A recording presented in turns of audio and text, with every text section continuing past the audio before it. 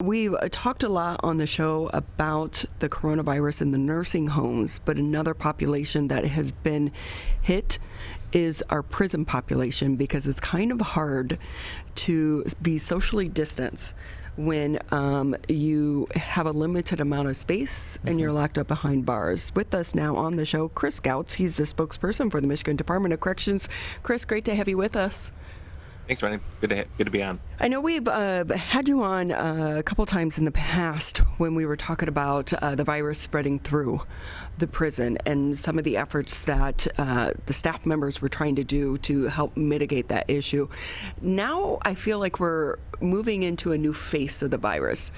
Can you talk to us about the vaccine and where that stands about getting not only the prisoners but also your staff members vaccinated? Yeah, so this is something that we've been working on for obviously the last few months since the vaccines, became available.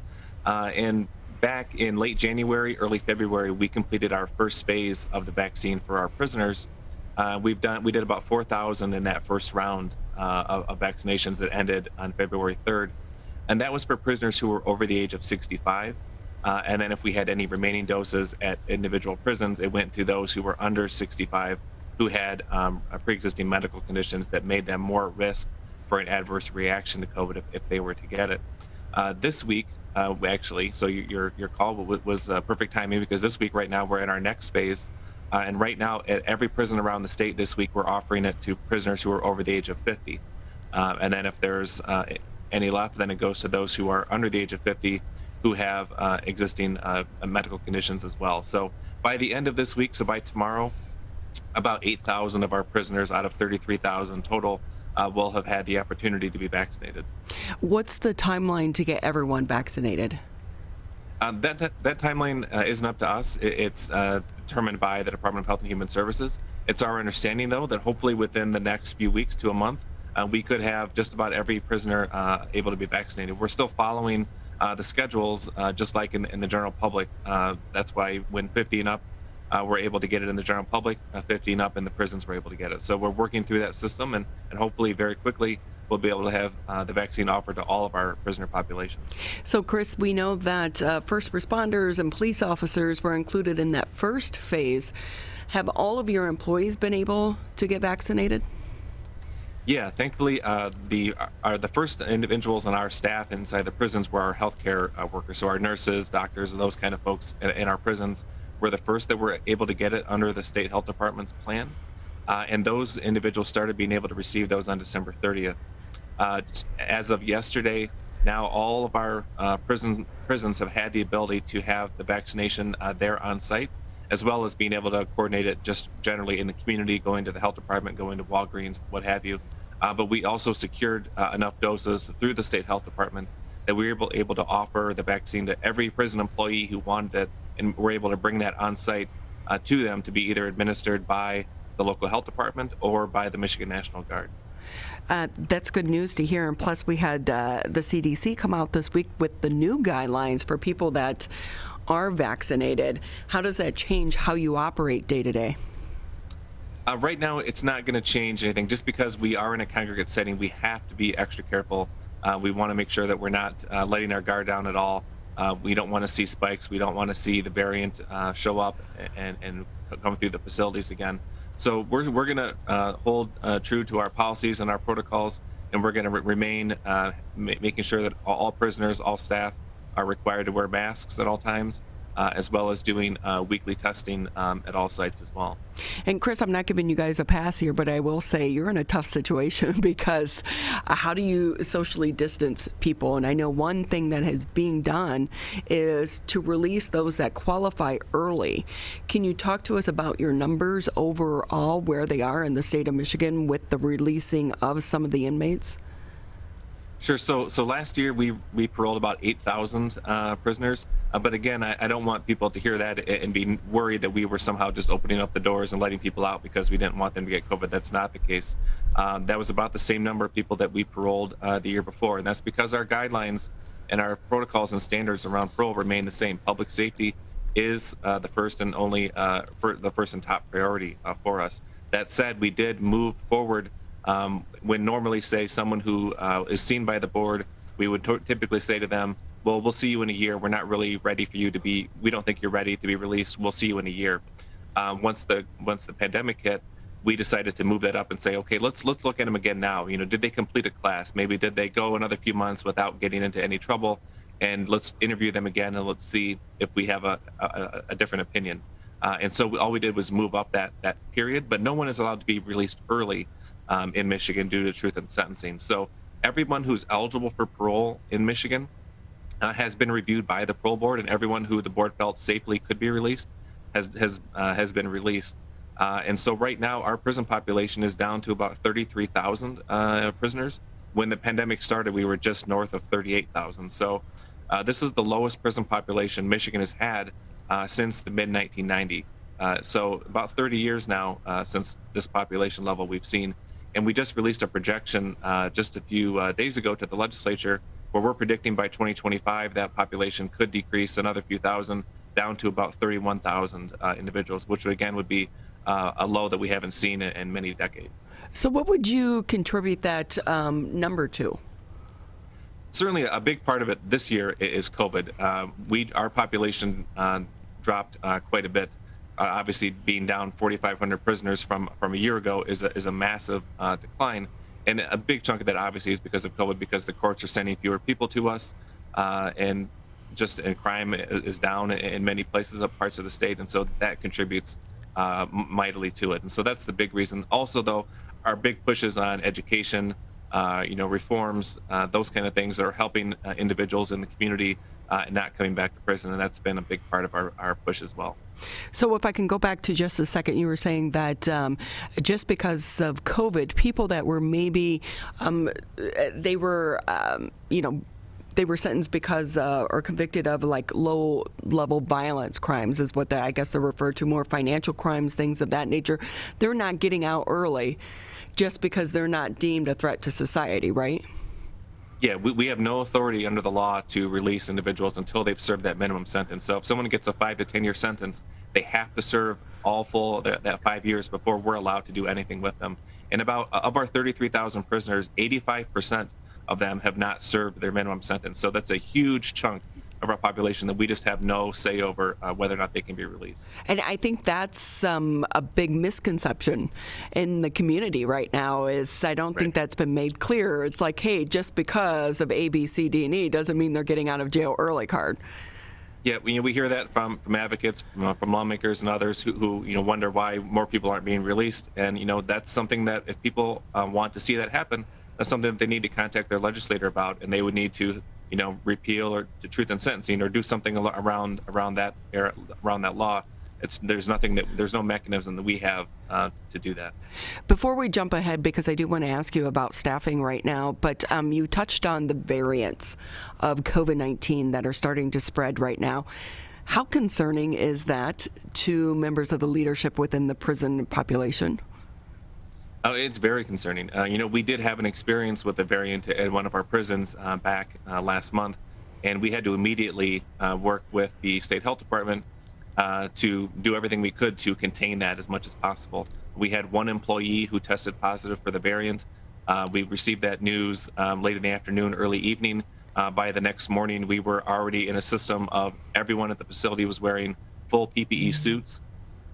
We started segmenting out and cohorting all of the prisons and the units, and then we went to a system of daily COVID testing, which is something that we haven't done, and I don't think any other state in the country has done that level of testing. So every day we're doing anywhere from 1,100 to 1,400 COVID tests at that prison. We've been doing that since February 9th, and that continues through to this day.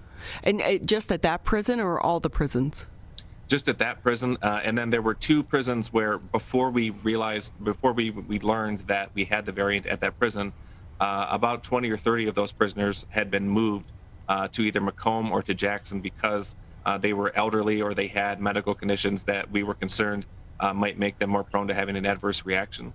And in those two areas, the health systems there have told us that if we needed a prisoner to be hospitalized, they could take those people in. And so they had already been moved there, and then we learned we had the variant.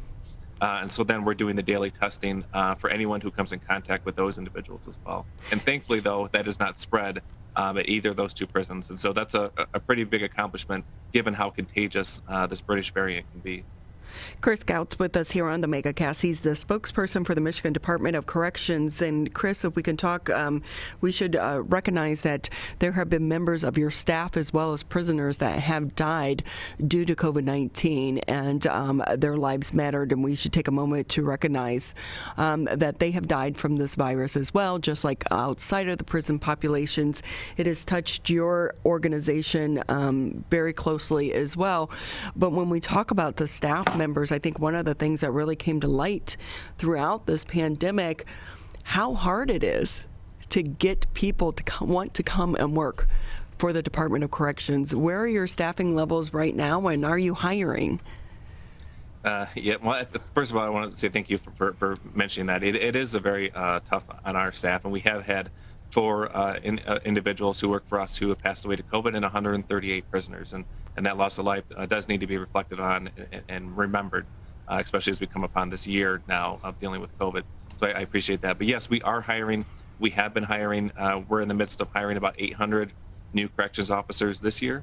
And under the budget that Governor Whitmer proposed last month, if approved by the legislature, we'll be hiring another 800 new officers at the start of the fiscal year that begins in October. And so we're continuing that push. We have staff who are in the academies right now. We have a graduation ceremony next week in Lansing. We have about 160 to 200 employees, new officers who are going to be graduating there. And every day we're looking for new staff, so they can go on our website and they can apply. And thankfully, we've seen pretty good numbers of individuals who are interested in coming to work for the department, which may run counterintuitive to, just like you mentioned. You might think, who wants to raise their hand to go work in a congregate setting in the middle of a global pandemic? But there's a great call to service and a real public spirit that we've seen amongst our recruits, many of them who have ties, who have family members who have worked for the department, and see it as a real calling and a way to help their communities stay safe. And so thankfully we've seen those numbers stay up, but we're certainly doing advertising and trying to get everybody we can to come in and work with us. And Chris, what are the qualifications needed? So to be a corrections officer, you need to obviously have a high school diploma. You also have to have some college credits as well. You don't have to have a college degree, but you do have to take some college level classes. And so back a year or so ago, we changed some of those requirements. So because we had some people who didn't have the classes under their belt, but they wanted to come work. And so we waived the college requirement and said, if you can come to work with us right now, if you don't have any of those college classes, but in the first 18 months of your employment, if you can complete those classes, then you can remain on the job. And that opened the gates to having hundreds of new people coming in. And then they take the classes at night or they take them online on the weekends. And they're able to work with us and do that work. And that's been a great way to bring more people in, and a lot of people have taken advantage of that. And do you anticipate, because the governor has opened up a new pathway for people to get free college tuition, at least on the college or the community college level, that could open up the pathways to bring more employees your way as well?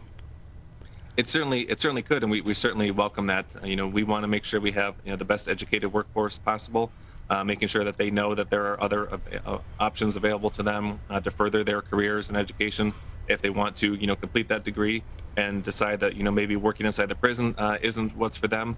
If they can get that college degree, they could go and become a field agent where a college degree is required. And so there are a lot of people who have made that jump from the inside the prisons to then working outside, supervising offenders on the outside, or many other jobs in our department. And so we find that it's just a great place to work, and we have multiple generations of families work with us, and so we hope that more and more choose to take that path as well.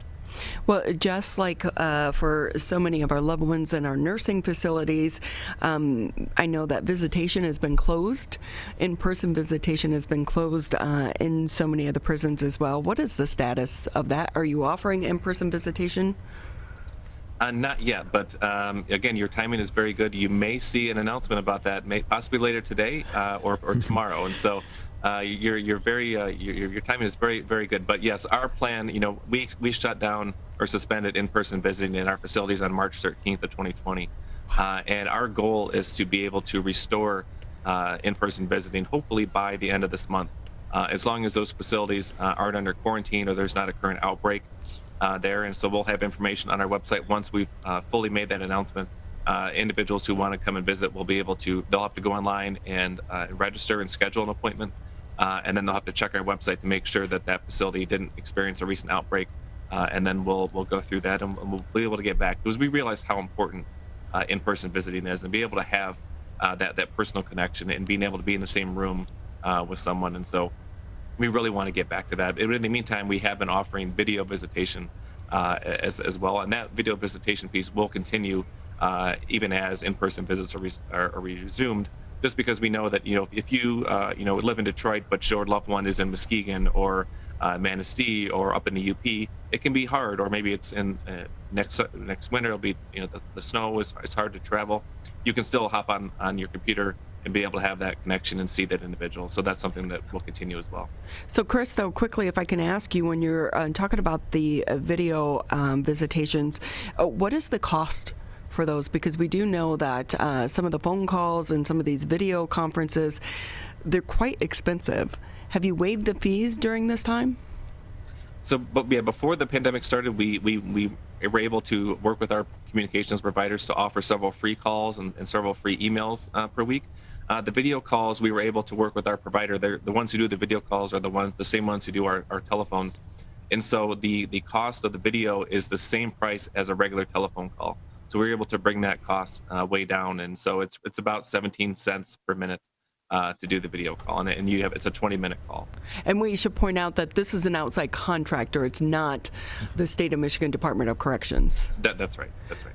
Because when I hear 17 cents a minute, it's like, hi, baby, I love you. It's good to hear you. Okay, I got to go by. Because it quickly adds up. We're lucky because now with all the cell phones, we don't have those charges. And Tyler, I don't know if you're old enough to remember, but they used to have the zone calls and the fees, like if you were calling across to Livonia phone calls, or something, it kind of counted as a long distance call or this, that, and the other, and boy, those numbers could really add up. I dated a guy who was in the military, and $400 and $500 phone bills were not unusual.